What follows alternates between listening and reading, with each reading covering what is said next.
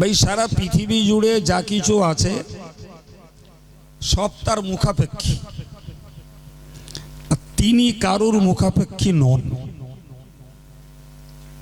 কথা ঠিক। এক ফকির সাহেব সম্রাট শাহজাহানের দরবারে গেছে ভিক্ষা করতে। তো শাহজাহানের দরবারে যেয়ে শুনছেন যে সম্রাট শাহজাহান বাড়িতে নেই। কোথায়? তো খোঁজ নিয়ে দেখছে যে তিনি মসজিদে গেছেন নামাজ পড়তে। ও বেচারা ফকির সাহেব পা বাড়াতে বাড়াতে মসজিদে গেছে, যে দেখছে সম্রাট শাহজাহান আল্লাহ পাকের দরবারে বিপুল কান্না কাঁদছে আর ওইরকম প্রাণ খোলা দোয়া চাইছে। নিয়ে বেটা ফকির সাহেবের মনে হয়েছে কি ব্যাপার, আমি যার কাছে এলাম ভিক্ষা করতে, তো তাকে তো দেখছি সে আর একজনের কাছে ভিক্ষা করছে। তা আমি যদি সম্রাট শাহজাহানের কাছে ভিক্ষা না করে সম্রাট শাহজাহান যার কাছে ভিক্ষা করছে তার কাছে যদি চাই, তাহলে তো আমাকে আর শাহজাহানের দরবারে ধর্ণা ধরতে হয় না। ঠিক না ভুল? এই ছোট্ট জ্ঞান তার মাথায় ঢুকলো। তিনি সম্রাট শাহজাহানের কাছে আর ভিক্ষা করলেন না এবং তার কাছে দেখা করার জন্য তিনি আর দাঁড়ালেন না, সোজা উল্টো পথে বাড়ি চলে গেলেন এবং কায় মনোবাক্যে আল্লাহ পাকের দ্বারস্থ হলেন। আলহামদুলিল্লাহ, তার জীবনের যাবতীয় দায় সবকিছুই আল্লাহ মিটিয়ে দিলেন। এটাই হলো প্রকৃত তত্ত্ব, যে আমরা মানুষের দ্বারস্থ হই, মানুষের কাছে মুখাপেক্ষী হই। তো আমরা কার্যক্ষেত্রে মানুষের যে দ্বারস্থ হই, এটা হলো হেল্লা, এটা হলো হেল্লা। মূলত দেনেওয়ালা তো আল্লাহ। সুতরাং তামাম পৃথিবীর মুসলমান ভাইদের এবং মায়েদের তাদের চাওয়া পাওয়া, ধ্যান জ্ঞান, তাদের অভাব অভিযোগ অনুযোগ আবদার যা কিছুই একজনেরই কাছে, তিনি হলেন। সম্মানিত ভাইরা,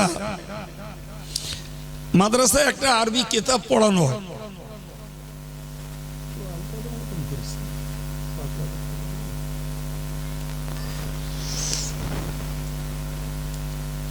তো তাতে একটা গল্প লেখা আছে। বাদশাহ হারুন রশিদ হজ করতে গেছে, আর বাদশাহ হারুন রশিদকে চেনে এরকম আরো অন্য লোকেও হজ করতে গেছে। একজন লোক দেখছে বাদশাহ হারুন রশিদ কাবার গেলাপ ধরে আল্লাহর কাছে ডুকরে ডুকরে কাঁদছে। তো সেই লোকটা বাদশাহ হারুন রশিদের ওই কান্না আর মিনতি দেখে ওই কাবার চত্বরে দাঁড়িয়ে বলছে, হে মানুষ, তোমরা দেখো বাগদাদের প্রতাপশালী বাদশাহ বিশ্ব বাদশার কাছে কি কাঙাল হয়েছে। সুবহানাল্লাহ। বাগদাদের প্রতাপশালী বাদশাহ আজকের বিশ্ব বাদশার কাছে কাঙাল হয়েছে। সুতরাং তোমরা কেউ আর বাদশার ধর্ণা ধরো না, তোমরা মন তৈরি করো, সবাই ধর্ণা ধরো বিশ্ব বাদশার দরবারে। বাদশারা যার কাছে ভিক্ষা করে তোমরা তার কাছে ভিক্ষা করো, আল্লাহ তোমাদের আর কোনো অভাব রাখবেন না। আর একটু মন খুলে বলে, প্রিয় ভাইরা আমার, কথার পৃষ্ঠে কথা বলছি যে মুসলমানের সব কিছুই এক সত্তার কাছে, দ্বিতীয় কারোর কাছে নয়। ছোট ভাই বলছিল না, এরা ধ্যান চায়, ধন চায় একজনের কাছে, জ্ঞান চায় আর একজনের কাছে, বিপদ মুক্তি চায় আর একজনের কাছে, সাপে কামড়ানোর হাত থেকে বাঁচতে চায় আর একজনের কাছে। বলছিল তো, হ্যাঁ, ইমানদারদেরও সব টেনশন আছে। কিচ্ছু নেই। ইমানদারদের টেনশন একটাই, সেটা হলো একজন মালিককে খুশি করা। সুবহানাল্লাহ বলেন। আমার কাজে কামে ইবাদত আমলে জিকিরে ফিকিরে তাসবিহ তেলাওয়াতে একজন মালিককে খুশি করতে পারলেই আমার এ জীবনও সার্থক, পরজীবনও। আচ্ছা বলেন তো, অনেককে খুশি করা কষ্ট না একজনকে খুশি করা কষ্ট? নিঃসন্দেহে অনেককে খুশি করা খুব সমস্যা, কিন্তু একজনকে খুশি করা সহজ। আলহামদুলিল্লাহ। তাহলে আমরা যারা ইমানদার ভাই বোন, আমাদেরকে আজকের এই শিক্ষাটা নিতে হবে যে আমার আচার আচরণ কার্যকলাপের ভিতর দিয়ে আমরা একজনকে সন্তুষ্ট করব। ওই একজনকে সন্তুষ্ট করতে পারলেই আমাদের ধর্মীয় জীবন সার্থক। জানেন, ফেরাউন খোদায় দাবি করেছিল, ব্যাপারটা আমরা কম বেশি নসিহতে শুনে রেখেছি। কোরআন শরীফে এ ব্যাপারে দু জায়গায় দুটো আয়াত এসছে। দুটো আয়াতের সার কথাই হলো ফেরাউন খোদা এবং সে হলো বড় খোদা। সে কি বড় খোদা? তাহলে ওর কথাতেই বোঝা যাচ্ছিল যে আর এক খোদা আছে, তবে নাউজুবিল্লাহ ওর থেকেও তিনি ছোট। জি সম্মানিত ভাইরা, মিশরে যখন খরা দেখা দিল, পানি নেই, মানুষের খাওয়া তো দূরের কথা, পশুর খাওয়ার পানীয় খানা খন্দক জলাশয়ে কোথাও নেই। তো মিশরের নাগরিকরা ফেরাউনের কাছে গেল। ফেরাউনের কাছে যেয়ে বলল, খোদা পানি না দিলে তো আর মানুষের জীবন বাঁচে না, পশুদেরও বাঁচা কষ্টকর হয়ে গেছে। ফেরাউন দেশের নাগরিকদের আবদারে আর দাবিতে ওই আবেগে বলে দিল, যাও কালকে পানি হবে। পানি কে ওর হাতে? আল্লাহ পাকের কোরআন বলেছে, ইন্নাল্লাহা ইনদাহু ইলমুস সাআ ওয়া ইউনাজ্জিলুল গায়সা ওয়া ইয়ালামু মা ফিল আরহাম ওয়া মা তাদরি নাফসুম মাযা তাকসিবু গাদা ওয়া মা তাদরি নাফসুম বিআইয়ি আরদিন তামুত। মক্কার একজন বদমাইশ কাফের, নাম তার হারিস ইবনে আমর। এই লোকটা নবীর কাছে গেছে, যে বলছে, বলে মুহাম্মদ তুমি তো কলেমা পড়তে বলছো, তা আমি ঠিক করেছি কলেমা পড়বো, তবে আমার 5টা প্রশ্নের উত্তর তোমার দিতে হবে। কটা? 5টা প্রশ্নের উত্তর দিলে আমি কলেমা পড়বো। নবী বললেন, কি বলো? তো প্রথমত বলল, এই যে তুমি বলছো দুনিয়া ধ্বংস হবে, মানুষকে আসামি সেজে উঠতে হবে, সেদিন মানুষের বিচার হবে, এই কিয়ামতটা কবে হবে? একটা প্রশ্ন। নাম্বার 2, বৃষ্টি কবে হবে? আমি খেজুর গাছ লাগিয়েছি, বৃষ্টি কবে হবে? আমার চারাগুলোর পানির দরকার। নাম্বার 3, আমার স্ত্রী গর্ভবতী, তো আমার স্ত্রীর পেটে ছেলে বাচ্চা আছে না মেয়ে বাচ্চা আছে? নাম্বার 4, আমি আজকে এই কাজ করেছি, এই রোজগার করেছি, কালকে কি কি করব? নাম্বার 5 নম্বর, আমি জন্ম নিয়েছি মক্কা ভূমিতে, আমি মরবো কোথায়? আচ্ছা বাবু, প্রশ্ন কটা? একটারও বাস্তবের সঙ্গে মিল নেই বলো। সব কটা প্রশ্ন ভবিষ্যতের সঙ্গে। প্যারে নবী সাল্লাল্লাহু আলাইহি ওয়াসাল্লাম তিনি অপেক্ষা করলেন, নীরব হয়ে গেলেন। আমার আল্লাহ পাক ওই আয়াতটা নাজিল করলেন যেটা আপনাদেরকে পড়ে শোনালাম। আয়াতটাতে বলা রয়েছে, ইন্নাল্লাহা ইনদাহু ইলমুস সাআ। ও দুনিয়াবাসী মানুষ, তোমরা মনে রাখো, কিয়ামত কবে হবে, এই পৃথিবী কবে ধ্বংস হবে, পাথর পাহাড় সব কিছুই একাকার হয়ে যে গোটা দুনিয়াটা একটা মাত্র রুটির আকারে পরিণত হবে। সেই কিয়ামতটা কবে হবে এ খবর আল্লাহ ছাড়া আর কেউ জানে না।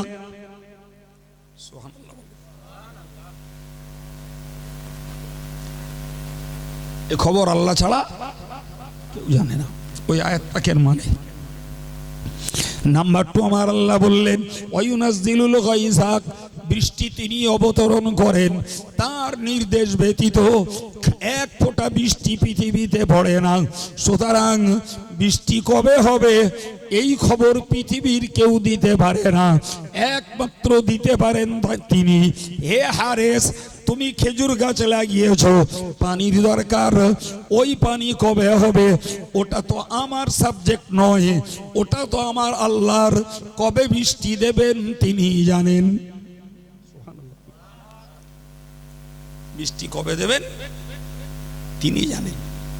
কোরআনের অন্য আয়াত পাকে আল্লাহ বলেছেন ওহু আল্লাযী ইউনাজ্জিলুল গায়সা মিন বা'দি মা কানাতু ওয়া ইয়ানশুরু রাহমাতাহু ওয়া হুয়াল আলিয়্যুল হামিদ।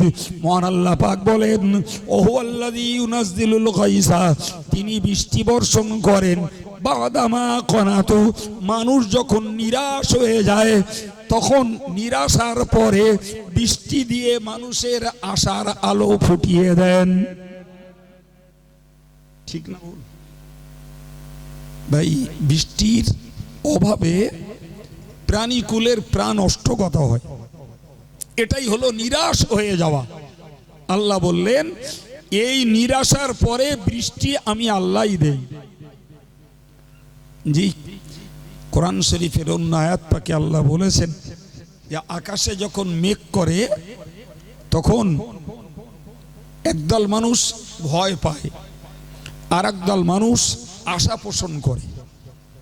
কিরকম বলুন তো?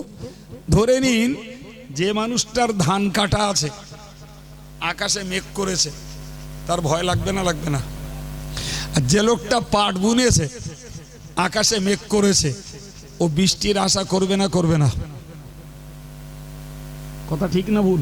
তাহলে যে বেচারা পাট বুনেছে ও বৃষ্টি চাইছে, আর যে বেচারা পাকা ধান কেটেছে ও চাইছে আল্লাহ বৃষ্টিটা না হোক। আচ্ছা, সবার দাবি যদি আল্লাহ পূরণ করে সেটা আমাদের জন্য ভালো হবে মনে হয়? কখনো হবে না ভাই। মানুষ যে যার নিজের সুবিধা মতো আল্লাহর কাছে ডিমান্ড করে, আর আল্লাহ যদি সবার দাবি পূরণ করে সেটি মানুষের জন্য ক্ষতিকর, সেটি মানুষের জন্য লাভজনক নয়।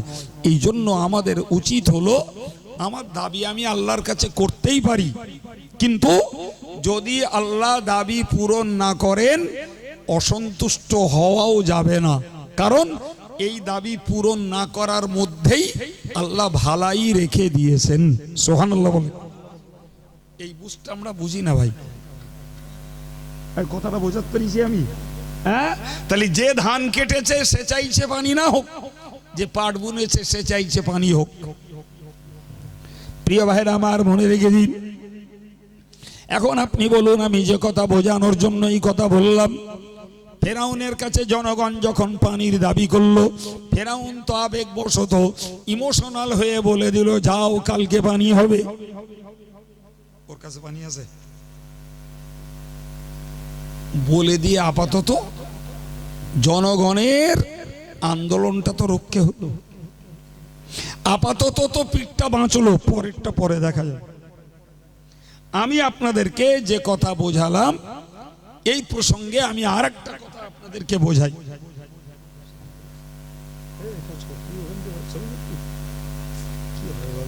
দুনিয়া গেছে ভাই। এই জায়গায় দাঁড়িয়ে আরেকটা কথা শিখুন, আরেকটা কথা শিখুন, সেটা হলো এটাই ভাই, তাহলে বৃষ্টি দেওয়ার মালিককে। আচ্ছা, আমরা যে জমিনে দানা বুনি এ চারা ফলানোর মালিককে, আর বীজ পুঁতি তাতে ফসল দেওয়ার মালিককে। আচ্ছা, পৃথিবীতে সন্তান প্রজননের যে পদ্ধতি, সেই পদ্ধতি হলো স্বামী স্ত্রীর দুজনের বীর্যের সংমিশ্রণে সন্তান হয়। আচ্ছা, এই সন্তানটা দেয় কে? এই জায়গাটায় বোধহয় ভুল হয়ে যাচ্ছে। আশ্চর্য ব্যাপার, আমি একাধিক ব্যক্তির কাছ থেকে শুনেছি, বলে হুজুর সেই 8 বছর আগে একটা সন্তান নিলুম, তো সেই থেকে চেষ্টা হচ্ছে, তা আর সন্তান হচ্ছে না। একটা সন্তান নেবো, একটা ছেলে হয়েছে, একটা মেয়ে হওয়ার ইচ্ছা, তা হচ্ছে না। আচ্ছা, এই কথাটার মানেটা কি? আমার কথা বুঝতে পেরেছি? এ কথা বলার ছেলে আমাদের দেশে সমাজে বর্তমানে আছে না নাই? কম না বেশি? যথেষ্ট বেশি। তার মানে এদের মানসিকতা হলো ইচ্ছা করলে সন্তান নেওয়া যায়, আর ইচ্ছা না করি যদি সন্তান নাও নিতে পারি। সত্যি কি ব্যাপারটা এরকম? আমার আল্লাহ পাক কোরআন শরীফে বলেছেন, লিল্লাহি মুলকুস সামাওয়াতি ওয়াল আরদ, আসমান এবং জমিনের অধিকার আল্লাহর। ইয়াখলুকু মা ইয়াশাউ, তিনি যেমনটি ইচ্ছা করেন তেমন সৃষ্টি করেন। ইয়াহাবু লিমান ইয়াশাউ ইনাসা, আল্লাহ যাকে ইচ্ছা করেন কন্যা দেন। ওয়ায়াহাবু লিমান ইয়াশাউ যুকুরা, আল্লাহ যাকে ইচ্ছা করেন পুত্র দেন। আও ইউযাওয়িজুহুম যুকরানা ওয়া ইনাসা, এবং যাকে ইচ্ছা করেন পুত্র এবং কন্যা উভয় সন্তান দান করেন। আবার আল্লাহ বললেন ওয়ায়াজআলু মান ইয়াশাউ আকিমা, আর যাকে ইচ্ছা করেন আল্লাহ বন্ধা বানিয়ে দেন, নিঃসন্তান বানিয়ে দেন। গোটা ব্যাপারটাই তো আল্লাহর। কার? জোরে বলেন। এই যদি বিশ্বাস হয়, তাহলে এবার বলুন তো বাবু, একটা মেয়ের যদি, একটা বৌমার পরপর 3টে মেয়ে হয়েছে, শাশুড়ি দোষ দিচ্ছে বৌমার নামে। সত্যি বলছি না গল্প বলছি? ঠিক করে বলেন। ইস, এই করে করে সংসারটাই নষ্ট করে দিচ্ছে, বউটাকে তালাক দিচ্ছে। আরে বাবা, তুই যদি ইমানদার হোস, তার তো বোঝা উচিত যে সন্তান জন্মের ক্ষেত্রে নারী আর পুরুষ উভয়ের বীর্যের সংমিশ্রণে আল্লাহ সন্তান দেয়। এটা সন্তান প্রজননের পদ্ধতি। জি, কোরআন বলেছে ইয়াখরুজু মিন বাইনিস সুলবি ওয়াত তারাইব, পুরুষের বীর্য বার হয় শিরদাঁড়া থেকে, আর মেয়েদের বীর্য বার হয় বুকের মাঝখান থেকে। সুবহানাল্লাহ বলেন। এই প্রক্রিয়া কার? আল্লাহু আকবার। তাহলে দেখা যায় সন্তান প্রজননের ক্ষেত্রে স্বামীটারও অংশ আছে, স্ত্রীটারও। তাহলে একটা মেয়ের যদি পরপর 3টে মেয়ে হয়, আর এর জন্য যদি দায়ী হয়, তাহলে স্ত্রী যদি 50% দায়ী হয়, তাহলে 50% স্বামীও দায়ী। অথচ পোড়া কপালে শাশুড়িগুলো একদম এক চোখে বিচার করে দোষ দিচ্ছে বউগুলোর নামে। ভাই, এটা কি সত্যি ইমানদারির লক্ষণ? আমি এই জন্যই কথাটা তুললাম। তাহলে চারা উৎপন্ন করে আল্লাহ, সন্তান উৎপন্ন করে দেয় আল্লাহ, ভাই ওরকম ফসল ফলায় আল্লাহ। তাহলে এক্ষেত্রে ছেলে হোক চাই মেয়ে হোক, জি, কোন ক্ষেত্রেই দোষ স্বামী স্ত্রী নয়। বিচার ফয়সালাটা তো আল্লাহর। সুতরাং আল্লাহর ফয়সালাতে মাথা মারা মানেই নিজের ঈমানটা থেকে হাত ধুয়ে ফেলা। সম্মানিত ভাইরা আমার, মনের দিন আমি বোঝাচ্ছিলাম আপনাকে, তাহলে বৃষ্টি এক ফোঁটা আল্লাহর হুকুম ব্যতীত পৃথিবীতে পড়ে না। এখন ফেরাউন তো বলে ফেললো আগামীকাল বৃষ্টি হবে। আপাতত মান রক্ষা হলো, আন্দোলনটা থেমে গেল। রাতের আধারে ফেরাউন তার রাজদরবার ছেড়ে দিয়ে মাথাটাকে মাটি দিয়ে আল্লাহকে লক্ষ্য করে বলেছিল, ও রব্বুল আলামিন, তুমি যে জগতের স্রষ্টা সেটা আমি জানি, তুমি যে পৃথিবীর সৃষ্টিকর্তা তা আমি ভালোই বিশ্বাস করি আল্লাহ। এবং শুধু তাই নয়, তোমার হুকুম ছাড়া পানির ফোঁটা পড়ে না, সেটাও আমি আল্লাহ জানি। আমি ভালোই জানি আল্লাহ, আমি তো জনগণকে বলে ফেলেছি আগামীকাল বৃষ্টি হবে। আল্লাহ, তুমি আমাকে মরার পরে যে শাস্তি দিও, আপাতত এই জনরোষ থেকে বাঁচার জন্য তুমি বৃষ্টিটা দাও কালকে। চূড়ান্ত সময়ে নাস্তিক আল্লাহর দরবারে, কথা বুঝতে পারেননি? চূড়ান্ত সময়ে নাস্তিক আল্লাহর দরবারে, চূড়ান্ত সময়ে মহাপাপিষ্টটাও আল্লাহর দরবারে। ক্যান্সারে যখন পড়ে তখন কাউকে ডাকে না, যে যার ভাষায় স্রষ্টাকে ডাকে। সুবহানাল্লাহ বলেন। আমি মাতিন সাহেবের কথার সঙ্গে জুড়ে এই কথাগুলো আপনাদেরকে বোঝাতে চাইছি যে মানুষ আল্লাহ যখন ব্যক্তিগতভাবে সুস্থ করে তখন আল্লাহর ভুলে যে নিজের কৃতিত্ব ভোলায়, আর সেই লোকটাই যখন সমস্যায় পড়ে, কোণঠাসা হয়, রোগের তাড়নায় আক্রান্ত হয়ে যায়, সেই মানুষটা যখন চূড়ান্ত বিপদে পড়ে তখন যে ধর্মের মানুষ হোক তখন বলো 100টাকেই ডাকে। যারা যার পুজো করে বাবু, ওটা প্রথাগত, ওটা প্রচলনগত, কিন্তু মূলত জানে যে এরা কেউ স্রষ্টা নয়, এদের ক্ষমতায় কিছু নেই, শুধু পূর্ব প্রথা চলে আসছে। জি, কিন্তু যারা খাঁটি ইমানদার, খাঁটি মুসলমান, এরা বিশ্বাস করে যে আমাদের সর্ব অবস্থাতে আমাদের একান্ত সহায় আমার আল্লাহ। সম্মানিত ভাইরা, পরদিন যথারীতি মিশরে বৃষ্টি হলো, ফেরাউনের খোদায় দাবিত্ব কে গেল না,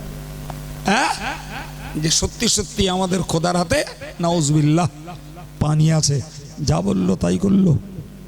কিন্তু ফেরাউন যে গোপনে গোপনে পানির যিনি নিজ মালিক, তার কাছে যে ধন্না ধরেছে, তার কাছে যে দরবার করেছে, ভাই এটা বলো আমজনতা জানে না। জি, এ কথা ফেরাউনই শিকার হয়েছে পরে। সুবহানাল্লাহ।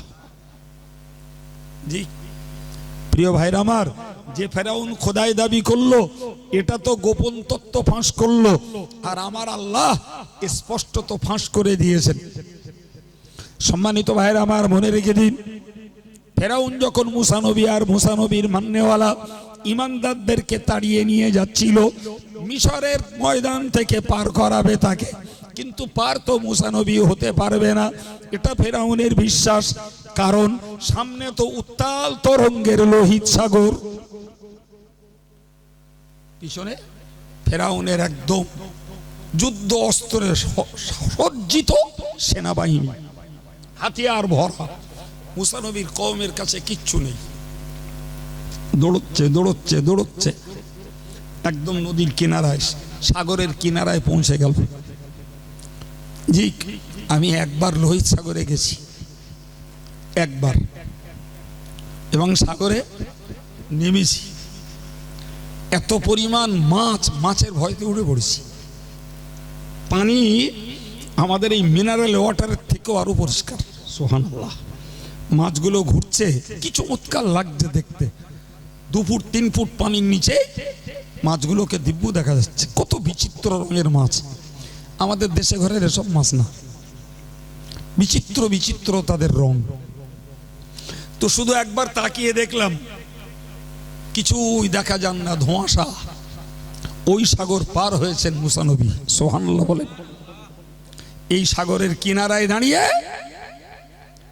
সম্মানিত ভাইরা আমার, মুসা নবীর লোকেরা তখন বলছিল, ক্বালু ইয়া মূসা ইন্না লামুদরাকুন, ওগো মুসা, আর তো কোনো উপায় নাই, এবার তো আমরা ফেরাউনের লোকেদের কাছে ধরা খাবো, আর কোনো উপায় নাই, কোনো পরিস্থিতি নেই।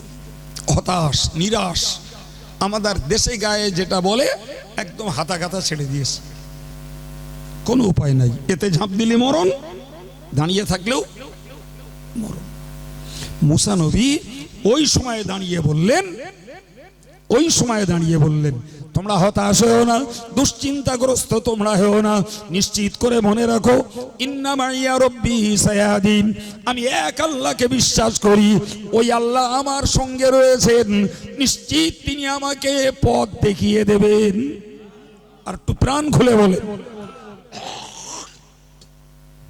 মুসা নবী কারুর কাছে কেঁদেছে? হ্যাঁ, ফেরাউনের কাছে প্রাণ ভিক্ষা চেয়েছে? নিভার। তিনি ওই চরম জায়গায় দাঁড়িয়ে বললেন, আমার সঙ্গে আমার রব আছে, সুবহানাল্লাহ, আর কেউ না, আমার রব আছে। মুসা নবী এও বলেননি যে তোমরা আছো, আর তারাও বলেননি এ মুসা তুমি আছো, না, নিজেরাও একে অপরের প্রতি ভরসা কেউ কারুর করিনি। মুসা নবী এইটুকু বললেন, আমার সঙ্গে রব আছে, তিনি আমাকে পথ দেখাবেন, সুবহানাল্লাহ। মুসা নবীর লোকেরা ভাবলো, এটা মুসা নবী আমাদেরকে সান্ত্বনা দিচ্ছে, এটা স্তোদ বাক্য, এটা মন ভোলাচ্ছে। আদাতে এই কঠিন পরিস্থিতির তৃতীয় কোনো রাস্তা নেই, হয় সাগরে ঝাঁপ দিয়ে মরতে হবে, না হলে ফেরাউনের লোকজনের কাছে মরতে হবে।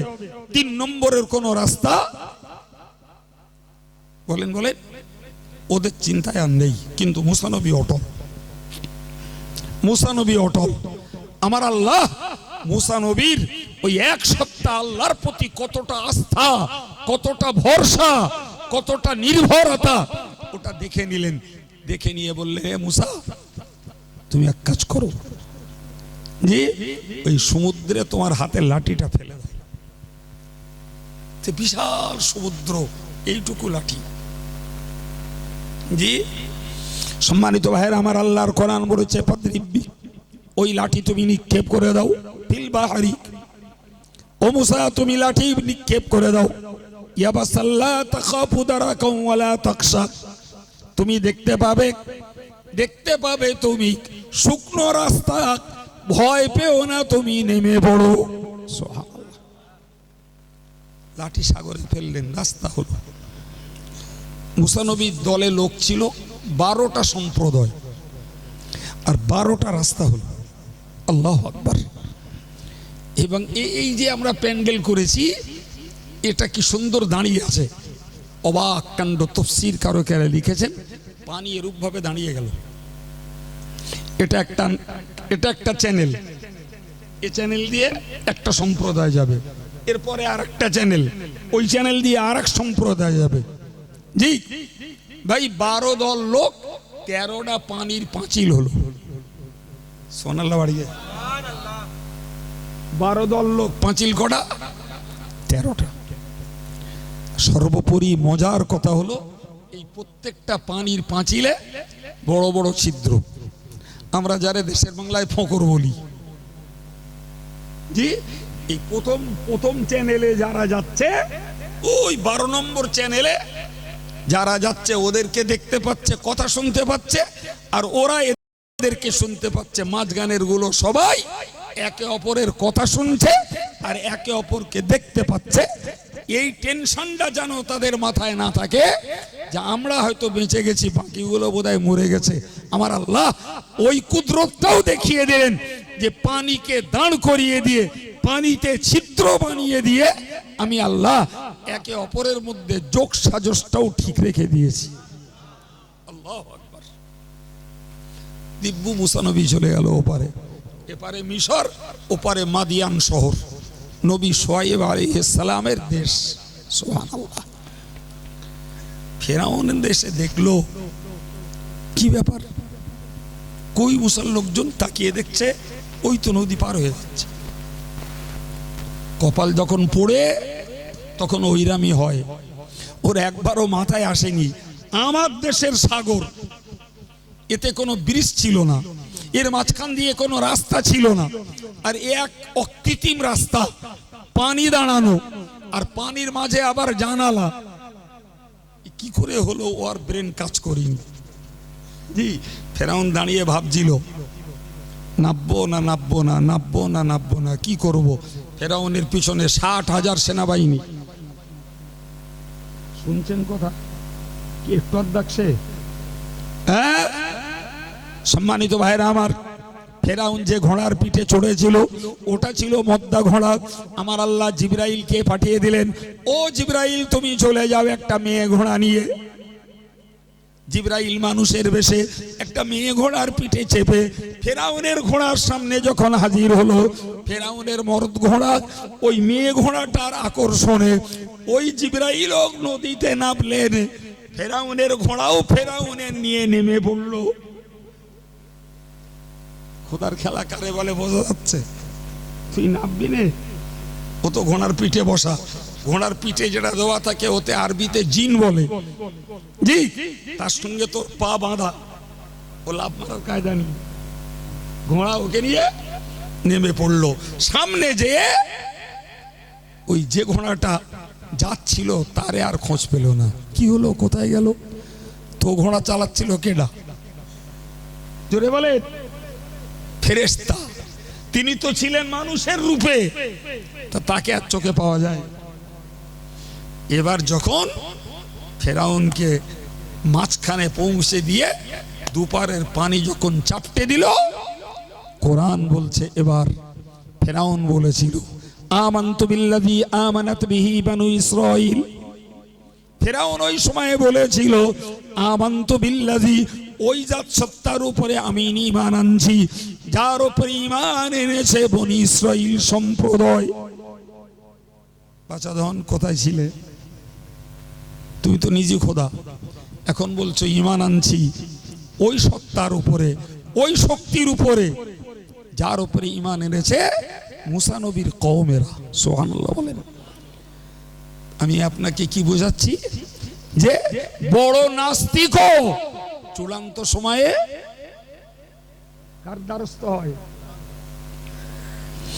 সেই যদি চূড়ান্ত সময়ে সেই মালিকের দ্বারস্থ হতে হয়, তাহলে সজ্ঞানে সুস্থ হালাতে তার দ্বারস্থ হওয়াটাই বুদ্ধিমানের কাজ।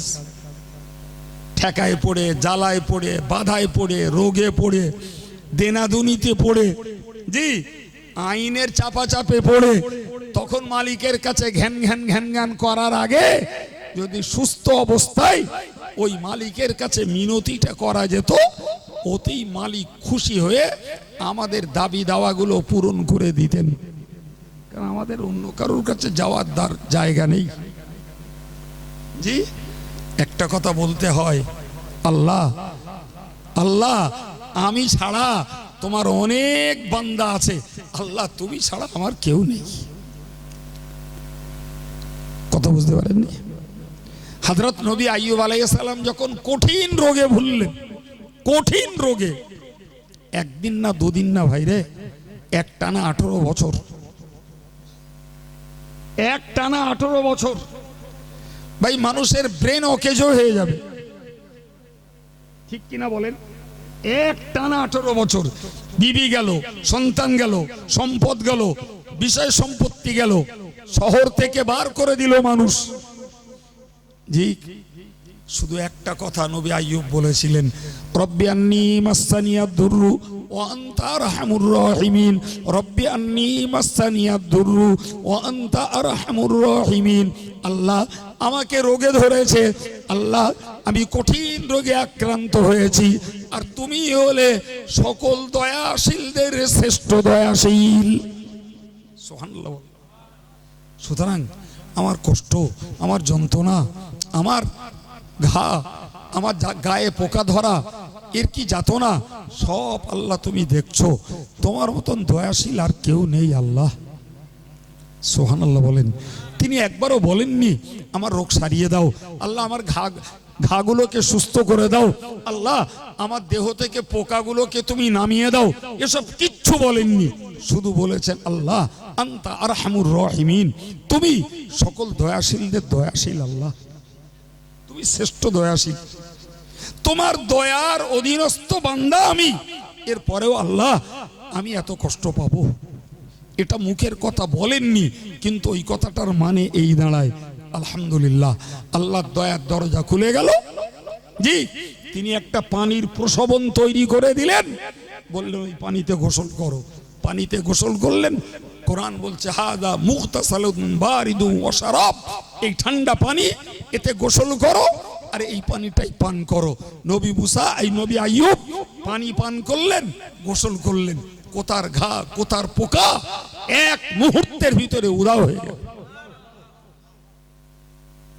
কি গো, স্রষ্টা যদি অনেক কটা হতো বলতো আবেদন করেছে দেখা আমরা মিটিংয়ে বসি কি করব ভাবি, জি ওরে সুস্থ করা যাবে কি যাবে না আমরা একটা সিদ্ধান্ত নেই, সিদ্ধান্ত নীতি দিয়ে বলতো, যার যা রাগ আছে রাগ তুলতো আর বলতো ওর ভালো করা যাবে না, ও আরো খানিক দিন ভুগুক, ওর গোস্ত খসে পড়ছে, এবার শুধু হাড় বেরিয়ে যাক তারপরে নাই দেখা যাবে কি। কিন্তু মালিক যখন একজন, সুবহানাল্লাহ বলেন, তিনি একবার রাজি হয়ে গেলে পৃথিবীর কেউ আর বাধা দিয়ে কিচ্ছু করতে পারবে, কিচ্ছু করতে পারবে। সম্মানিত ভাইরা আমার, ফেরাউনের কথা বলছিলাম। ফেরাউন চূড়ান্ত সময়ে বলেছিল যে বনী ইসরাইল তথা নবী মুসার কওমেরা যার উপরে ঈমান এনেছে আমি তার উপরে ঈমান আনলাম। আমার আল্লাহ তখন ওহি নাজিল করে বললেন আলাহান ওয়াকাদ আসাইতা ক্বাবলু ওয়া কুনতা মিনাল মুফসিদিন। এ ফেরাউন, এখন জ্ঞান ফিরল, এখন চেতনা ফিরল, এখন ধাতস্থ হলে। ইতিপূর্বেতে তুমি নাফরমানি করেছো, অবাধ্য হয়েছো, বিরুদ্ধচারণ করেছো, আর পৃথিবীটাকে বিভ্রান্তিতে আমার বান্দাদেরকে তুমি ফিতনায় ডুবিয়েছো। শিক্ষা নিতে হবে ওখান থেকে। আমি জীবনে আল্লাহকে ডাকিনি, আল্লাহর দ্বারস্থ হইনি, আল্লাহ পাক আমার একমাত্র মালিক, আমি তার শরণাপন্ন হইনি।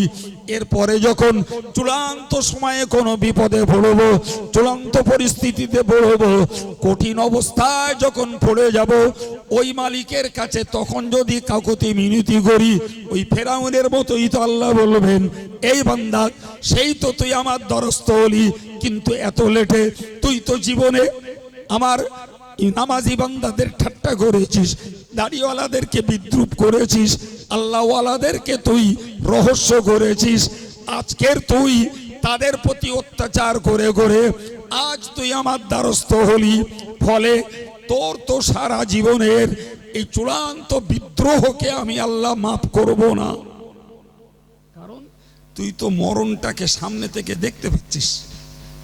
এখন আমি মরণের সিগন্যাল বোঝার আগে যদি তুই ঈমান আনতিস তাহলে তোর ঈমান আমি কবুল করে তোকে আমি গ্রহণ করে নিতাম। সুবহানাল্লাহ। কিন্তু মরণের সিগন্যাল একবার দেখা গেলে আর হবে না বাপ। ছেলেরা, এই জন্যই আমি মাতিন সাহেবের অজের পাশাপাশি এই কথাগুলো বলে বোঝাতে চাইছি। এখন শরীরে শক্তি আছে, মাথায় বুদ্ধি আছে, পকেটে আর ব্যাংকে অনেক টাকা আছে, এখনই আল্লাহর দ্বারস্থ হওয়া লাগবে, এখনই আল্লাহর শরণাপন্ন হতে হবে। আল্লাহর মুখাপেক্ষী সুস্থ অবস্থায়, সচ্ছল অবস্থায়, শক্তির অবস্থায়, তাজা বুদ্ধির অবস্থায় আল্লাহর শরণাপন্ন যে হয় সে বান্দাকে আল্লাহ ঠেলে দেয় না। কিন্তু যতক্ষণ শক্তি বুদ্ধি অর্থ থাকে ততক্ষণ মানুষ খোদার দুশ্মনী করে সাধ্য দৌড়ায়, জি। আর যখন সামনে এগোনোর জায়গা থাকে না, পিছনেও দেয়াল ঠেকে গেছে, তখন মুখ ছুবড়োয় আল্লাহর কাছে। ওইটা করা যাবে না জি। প্রিয় ভাইরা আমার, আমি কি ওয়াজ করতে করতে এই জায়গাটায় এসেছি, আমি আপনাদেরকে বোঝাচ্ছিলাম যে বৃষ্টি দেন কেডা? আল্লাহ। ফেরাউনও বৃষ্টি চাইলো কার কাছে? আল্লাহর কাছে। তাহলে ফেরাউনের মতো নাস্তিকটাও চূড়ান্ত সময়ে কার দ্বারস্থ? ওইটা যদি আমরা ঠেকায় পড়ার আগে হই আল্লাহ খুশি হয়, জি। সম্মানিত ভাইরা আমার, মনে রেখে দিন, আমি আয়াত পাকের বাকি কথাটুকু ছোট্ট করে আপনাদেরকে শুনিয়ে দিচ্ছি, মনে রেখে দিন। সেই হারিস ইবনে আমর মক্কার সেই কাফেরটা বলেছিল যে আমার স্ত্রী গর্ভবতী, কি সন্তান তার পেটে আছে, মনে আছে? আমার আল্লাহ ওটাও বলে দিলেন ওয়ায়ালামু মা ফিল আরহাম, আমার আল্লাহ বলে দিলেন নিশ্চিত করে তোমরা জেনে রেখে দাও ওই মায়ের গর্ভে কি বাচ্চা রয়েছে ওটা জানেন একমাত্র আল্লাহ। কে জানে? ভাই কারুর মনে প্রশ্ন জাগতে পারে, আজকের ডাক্তার বাবুরা এমন যন্ত্র তৈরি করেছে ল্যাবরেটরিতে যে ভ্রূণ পরীক্ষা করে দেওয়া হয়, সন্তান জন্ম নেওয়ার আগেই বলে দেওয়া হয় যে এই গর্ভে কি আছে। বিজ্ঞানীরা ওটা আবিষ্কার করেছে, যদিও সরকারি হস্তক্ষেপে ওটা বন্ধ করা হয়েছে। তাই বুঝতে পারেননি, আগে থেকে এই ভ্রূণ চিহ্নিত হয়ে গেলে হয়তো দেখা যেত কোনো প্রসূতির জীবন রক্ষা করা কঠিন হয়ে যেত। এর গর্ভে মেয়ে আছে, মেয়ে আর নেবে না, ফলে ওকে মেরে দিল ইঞ্জেকশন দিয়ে। ওদের স্বপ্ন, ওদের শাস্ত্র। জি, এই জন্য একাধিক ঘটনা এমন ঘটতে ঘটতে সরকারি আইন করে বন্ধ করা হয়েছে যে কোনো হসপিটালে কোনো ডাক্তার মার গর্ভে কি বাচ্চা আছে ওইটা আর চিহ্নিত করে দিতে পারবে না, দিলি কেস খেবে। এখন প্রশ্ন হলো, কোরআন বলছে মার গর্ভে কি বাচ্চা আছে ওটা জানে কেডা? না, আমরা আধুনিক কালে এসে দেখছি যে ডাক্তার বাবুরা ওটা জানতে পারছে, তাই না বাবা? তাই কোরআনের ঘোষণা ডাক্তার বাবুদের গবেষণা দুটো উল্টো হয়ে গেল। হ্যাঁ বাবা, কথা বুঝতে পারছেন? দুটো উল্টো হয়ে গেল। জি, তাফসীর কারকেরা এর প্রশ্ন তুলেছেন। জি, প্রশ্নের জবাব এটাই, ওই যে আল্লাহ বলেছেন মার গর্ভে কি সন্তান হবে এটা আল্লাহ জানেন। এই পিরিয়ড হলো 4 মাস পর্যন্ত, 120 দিন। এই 120 দিন পর্যন্ত কোনো মায়ের গর্ভের সন্তানের লিঙ্গ নির্ধারণ হয় না। এ বাবা, কথা বুঝতে পারছেন? জি, 40 দিন থাকে রক্ত আকারে, তারপরে 40 দিন হয় গোশত আকারে, এরপরে 40 দিন ওই গোশতে হাড় হাড্ডি দিয়ে এর গায়ে চামড়ার প্রলেপ দিয়ে তারপরে আল্লাহ মার গর্ভে সন্তানকে পূর্ণ করেন, তখন লিঙ্গ নির্ধারণ হয়ে যায় এটা ছেলে না মেয়ে। বিজ্ঞানের বাবার 14 গোষ্ঠীর ক্ষমতা নেই 4 মাসের আগ পর্যন্ত মার গর্ভে কি বাচ্চা আছে বলে দেবে। মাথায় ঢুকেছে কথা? এরা যেটা বলছে সেটা 4 মাস অতিক্রম করে যখন যাচ্ছে তখন ছবি করে দেখছে যে মার গর্ভের সন্তান ছেলে না মেয়ে। তার আগে কর, এই কথা বুঝতে পারেননি? হ্যাঁ, ওর আগে যদি করতে পারতো তাহলে যে কোনো ছেলে বা মেয়ে এর বীর্যযোগী আগে ল্যাবরেটরিতে দিয়ে দিত যে তোমার একটু পরীক্ষা করে দেখো যে আমার এই বীর্যে ছেলে আছে না মেয়ে আছে। যদি ছেলে হয় তাহলে সন্তানটা নেব, অর্থাৎ হোক, আর যদি মেয়ে হয় তাহলে ও সন্তানটা নেব না। এ পরীক্ষা ওরা করে দিতে পারত, কিন্তু কোন বীর্য দেখে সন্তান ছেলে, ওই বীর্যে সন্তান ছেলে হবে না মেয়ে হবে, এখানে বিজ্ঞানের মগজ ফেলবে। কথা বোঝাতে পেরেছি বাবা? তাহলে কোরআনের আপন ঘোষণা আপন জায়গায়, জোরে বলেন ঠিক না ভুল? তো এরকম আস্তে করে বলতেছেন কেন? ভয় ভয় চিল্লে বলেন, কোরআনের ঘোষণা অবশ্যই সত্য। সম্মানিত ভাইরা আমার, আয়াত পাকে আরো দুটি কথা রয়েছে। ওই হারেস ইবনে আমর মক্কার ওই কাফেরটা আমার নবীর কাছে বলেছিল ওমা তাদরি নাফসুম মাযা তাকসিবু গাদা। ওর প্রশ্নটা ছিল এটাই, ও মুহাম্মদ আগামীকাল আমি কি রোজগার করব, কোথায় যাব? ভাইরা আমার, পরিকল্পনা আমরা করি বটে, কিন্তু পরিকল্পনা করার পরেও পরিকল্পনা ভেস্তে যায় না। নিয়েছিল কালকে কলকাতায় যাব, নিয়েছিল কালকে মাঠে ধান দেবো, নিয়েছিল কালকে অমুক জায়গায় কুটুম বাড়ি যাব। সকালবেলা ভোরবেলা খবর চলে এলো যে তোমার বেই মারা গেছে। বাস সব স্বপ্ন, কলকাতা যাওয়া বন্ধ, ধান রোয়াও বন্ধ, কুটুমবাড়ি যাওয়াও বন্ধ। চলো এখন বের শেষকৃত্য সম্পন্ন করতে যেতে হবে। অতএব আমরা যতই কল্পনা আঁটি বাবা, ওই কল্পনা বাস্তবায়িত হওয়া না হওয়া কার হাত? এই জন্য কোরআন শরীফে আল্লাহ বলেছেন, ওয়ালা তাকুলান্না লিশাইইন ইন্নী ফাইলুন যালিকা গাদা ইল্লা আন ইয়াশা আল্লাহ। আল্লাহ বলেছেন খবরদার তোমরা আগামী কালকের কোনো কাজ করবে এরকম কথা বলো না, বলো না। কাল কলকাতা যাব, কাল ধান নেবো, কাল কুটুমবাড়ি যাব, কাল ছেলে দেখতে যাব, কাল মেয়ে দেখতে যাব, জি কালকে একটু বেড়াতে যাব, এইভাবে তোমরা কোনো কথা বলো না। কালকের কল্পনায় যদি বলতে হয় তাহলে সঙ্গে জুড়ে দাও ইনশাআল্লাহ। সুবহানাল্লাহ বলবেন না? এগো এটা আমল না বেআমল? এটা প্রত্যেকটা কথা। ধান ডুবে ইনশাল্লাহ কালকে ধান ডুবো, ইনশাল্লাহ কাল একটু কলকাতা যাওয়ার ইচ্ছা আছে, ইনশাল্লাহ কালকে মেয়েটার জন্য একটা ছেলে দেখতে যাব, ইনশাল্লাহ কালকে নিয়ত আছে একটু কুটুমবাড়ি যাব, ইনশাল্লাহ কালকে নিয়ত আছে একটু বেড়াতে যাব।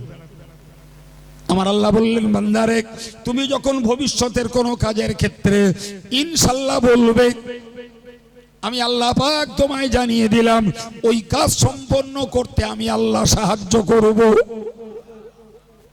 ইনশাল্লাহ বললে লাভ না লস? ভাই আমার বলতে হবে না, মনে মনে ভেবে দেখেন দিন আমরা আমাদের কজনের ইনশাল্লাহ বলা অভ্যাস আছে? শতকরা 2-10টা হবে কিনা সন্দেহ, বাকি বেমালুম বলে যাচ্ছি কাল এই করব, ওই করব, সেই করব, তাই করব, অমুক করব, তমুক করব। ইনশাল্লাহর কোনো বালাই নেই। কি গো, ওই জন্যই বলেছি এটা আমল শেখাচ্ছি বাবু। সহিহ বুখারীর একটা হাদিস শুনুন। হযরত নবী সুলাইমানের 100 স্ত্রী ছিল। কটা? ওই ধর্মের, এ ধর্মে না বলো বাপ, এটা যেন আবার কাল গুলিয়ে ফেলবেন না।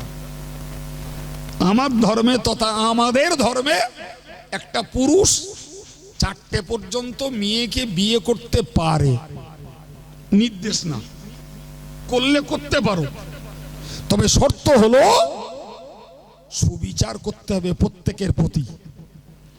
নতুনটার জায়গা খাটের উপরে আর পুণ্যটার জায়গা খাটের তলায়, নতুনটার কম্বল পুণ্যটার কেতা, ওইসব চলবে না। প্রত্যেকের সুবিচার করা লাগবে। করতে পারো যদি 4টে পর্যন্ত বিয়ে করতে পারো। ওয়াইন খিফতুম আল্লা তুকসিতু, যদি মনে মনে ভয় লাগে যে আমি ন্যায় বিচার ইনসাফ সবার উপরে করতে পারবো না, তাহলে ফাওয়াহিদা, একটাই বিয়ে করো, ওর বেশি আর নয়। এটা হলো উম্মতে মুহাম্মাদির জন্য খোদার দেওয়া বিধান। কিন্তু পূর্ব জমানায় অন্য বিধান ছিল। ওই ভুল ভাঙবার জন্য এই কথাটা বললাম। নবী সুলাইমান একদিন 100 স্ত্রীর সঙ্গে এক রাত্রিতে সহবাস করে। কি গো, এই পৌরসত্ব, এই যৌন ক্ষমতা কম না বেশি? অনেক বেশি, কল্পনার বাইরে। এবং তিনি নিয়ত করেছেন যে 100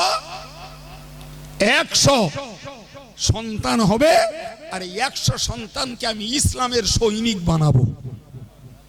কার নিয়ত? জোরে বলে। নবী সুলাইমানের নিয়ত। 100 স্ত্রীর সঙ্গে সহবাস করেছেন আর নিয়ত করেছেন যে 100 সন্তান হবে, আর 100 সন্তানকেই আমি ইসলামের সেনা বানাবো।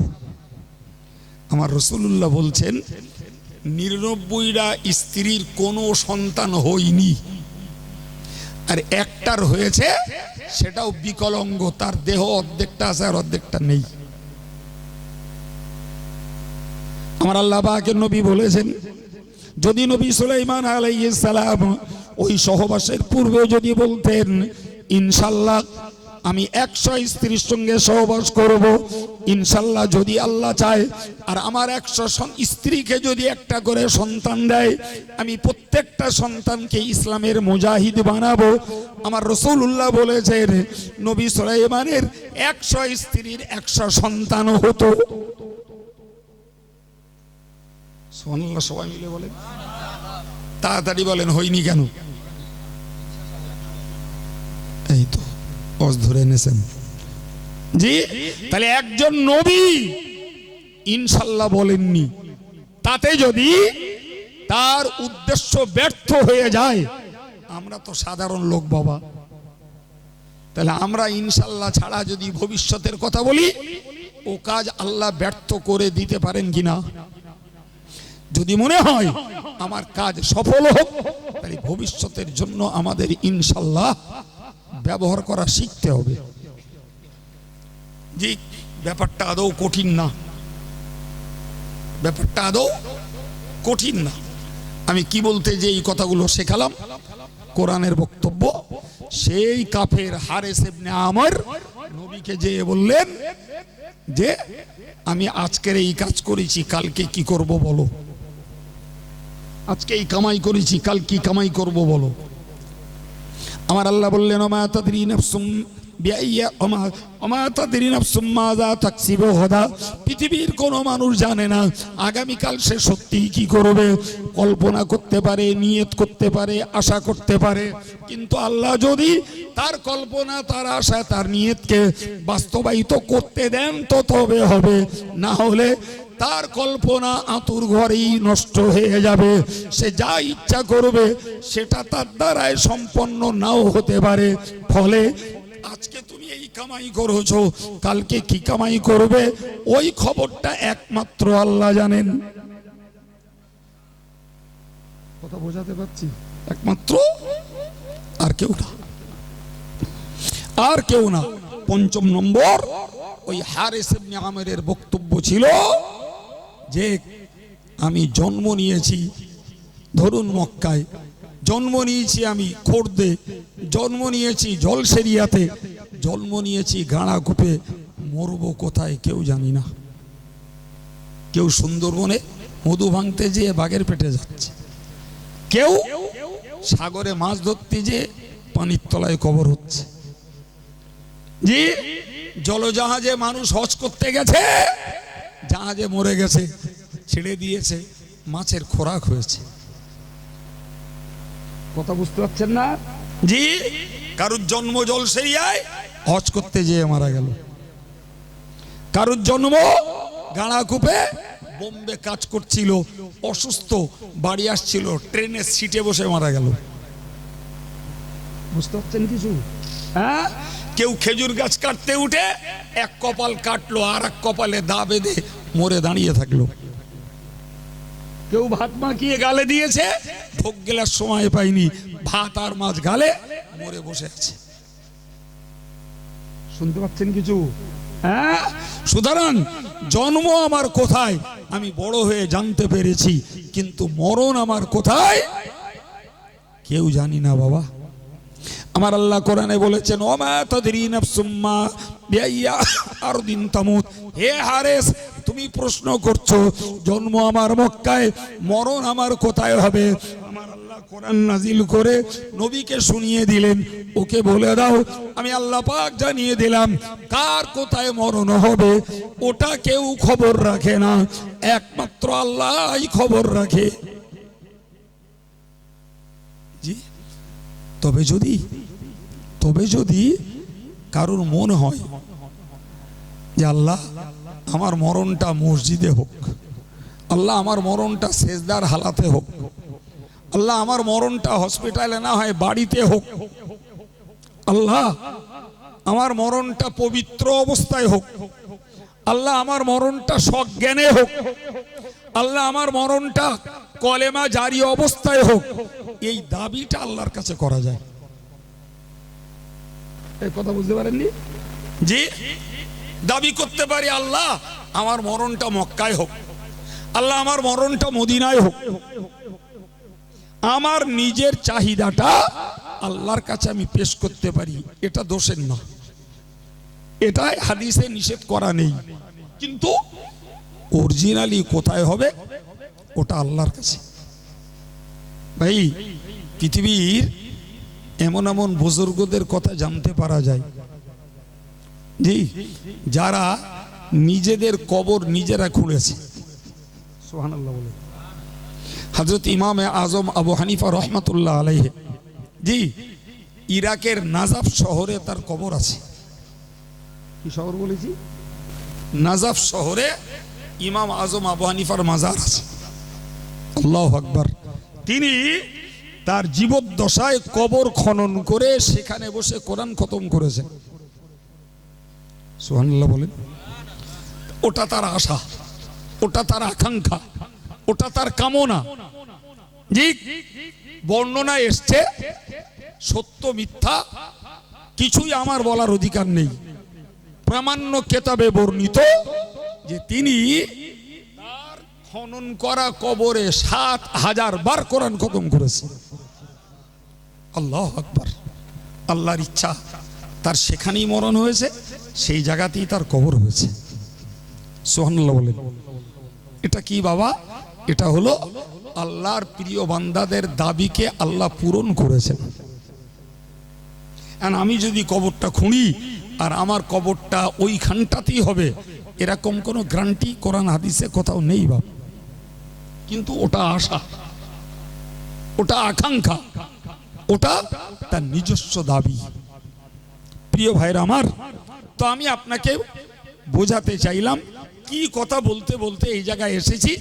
একদম গোড়ায় শুরু করেছিলাম যে ইমানদার মুসলমানের ধ্যান জ্ঞান, চাওয়া পাওয়া, কান্নাকাটি, আবদার আবেদন, কাকুতি মিনতি 10টা স্রষ্টার কাছে না, 20টার কাছে না, 1 কোটি 2 কোটির কাছে না, এক আল্লাহর কাছেই। ওই এক আল্লাহকে রাজি করাই আমাদের ধর্ম জীবনের বড় দায়িত্ব বাপ।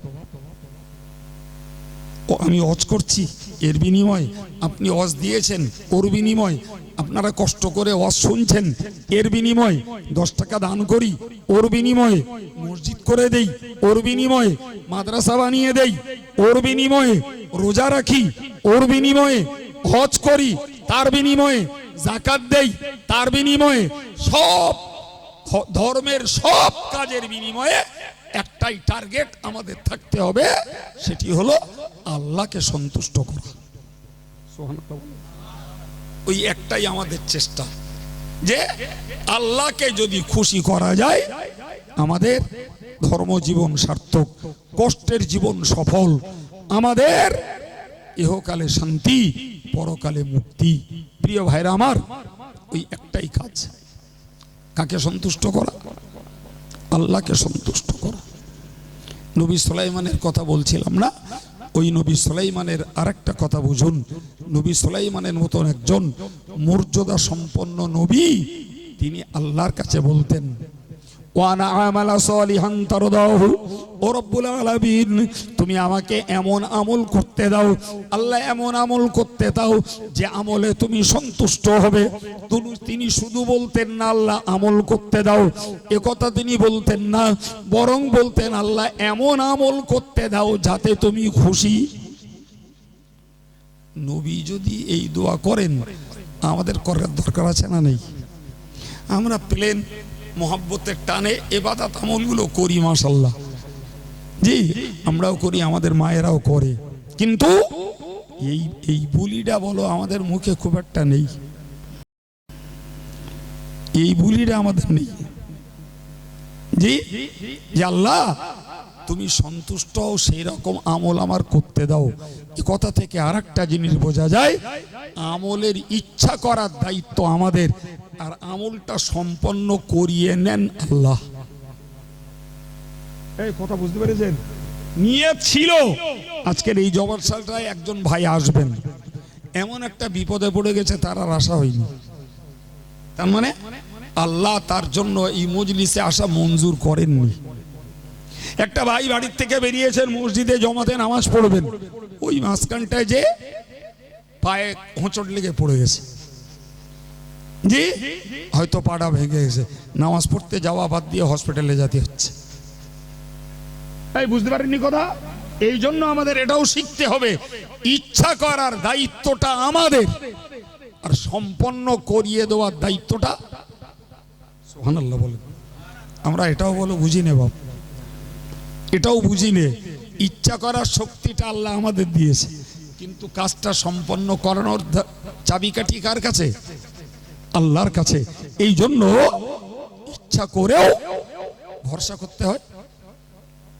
আল্লাহ পাক এই জন্য কোরআনে বলেছেন, তোমরা যে কাজই করতে যাও না, অসাবিরুহুম ফিল আমরি, প্রত্যেকটা বিষয়ে তোমরা পরামর্শ করো, যুক্তি করো, ছেলের সঙ্গে, ভাইয়ের সঙ্গে, নিজের স্ত্রীর সঙ্গে, কি নিজের পরিচিত একটা মানুষের সঙ্গে একটা পরামর্শ করো। ছেলে মেয়ে বিয়ে দেবে, উভয় পক্ষ দেখা দেখি করে পরামর্শ হয়ে গেছে, জি ডেট নির্ধারণ হয়ে গেছে, কতটা বরযাত্রী কন্যা যাত্রী যাতায়াত করবে সব কমপ্লিট। আল্লাহ বলছেন ফাতাওয়াক্কাল আলাল্লাহ, তুমি মশওয়ারা করেছো, যুক্তি করেছো, পরামর্শ করে সিদ্ধান্ত যেই হবে এবার ভরসা করো আল্লাহর উপর। সুবহানাল্লাহ বলেন। কার উপরে ভরসা? তুমি ভেবো না যে আমরা শিক্ষিত জ্ঞানীগুণী মানুষকে নিয়ে একটা সিদ্ধান্ত নিয়েছি, এটাই সম্পন্ন হবেই হবে, না বলো, আল্লাহ চাইলে ভেস্তে দিতে পারে। এই জন্য আল্লাহ বলেছেন, বান্দা তুমি যখনই কোনো বিষয়ের সিদ্ধান্ত নাও, সিদ্ধান্ত চূড়ান্ত পাকাপাকি হলে এবার তুমি আমার উপরে ভরসা করো। সুবহানাল্লাহ বলেন। আমাদের দরকার আছে না নাই? তাহলে আমি ঘুরিয়ে ঘুরিয়ে যত কথাই বলেছি, টার্গেট আমার একটাই, যে আমাদের জন্য এক আল্লাহই যথেষ্ট, এবং আমাদের সবকিছু পেশ করার একটাই দরবার, সেটা আমার আল্লাহর দরবার। ভাইরা আমার আল্লাহ বললেন, বান্দা তুমি যখন ভরসা করে, তুমি যখন চুক্তি করে সিদ্ধান্ত নিয়ে একটা সিদ্ধান্তে পৌঁছে আমার প্রতি ভরসা করবে, বান্দা ইন্নাল্লাহা ইউহিব্বুল মুতাওয়াক্কিলিন, যারা আমি আল্লাহর উপরে ভরসা করে এদের প্রথম পাওনা হলো আমি আল্লাহ তাদের ভালোবাসি। তার মানে বান্দা নিজে নিজে মাতব্বরি করিনি, বান্দা নিজে নিজের দৌরাত্ম্য, নিজের কৃতিত্ব, নিজের বুদ্ধি, নিজের টাকা পয়সার গড়াইত্ব দেখাইনি। বান্দার দায়িত্ব ছিল মশওয়ারা করার, পরামর্শ করার, যুক্তি করার, একটা মানবীয় সিদ্ধান্ত নেওয়ার নিয়েছে, কিন্তু ভরসা করেছে আমার উপরে, ফলে আমি আল্লাহ ওই বান্দাকে ভালোবাসি। ভাই আল্লাহ যখন ভালোবাসে তো সেই বান্দার ক্ষতি হোক আল্লাহ চাইবে? জোরে বলেন। এই যে যারা কোনো কাজকাম করার ক্ষেত্রে সিদ্ধান্ত নেয়ার পরে আল্লাহর উপরে ভরসা করি, ভাই আল্লাহ যেহেতু ভালোবাসে তাই সে কাজটা খোদাই মদদ দিয়ে আল্লাহ পাক সম্পন্ন করিয়ে দেন।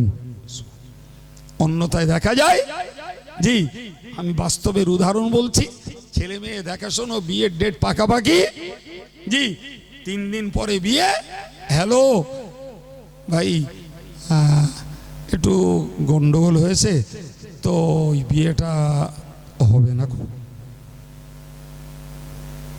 এরকম খবর থাকে না? থাকে না?